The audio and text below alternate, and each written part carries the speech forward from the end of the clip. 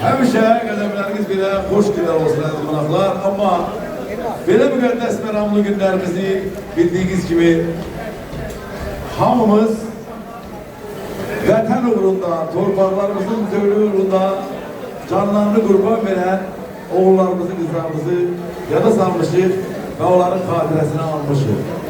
Gəlin o yerlərdə daş üstünə daş qoyan, sinəsini güllələrə tuş qoyan, vətən deyib torpaqlara baş qoyan oğullarımızı hamımız ayağa qalxaq, xatirlərini bir dəqiqəli sükutla yad edək.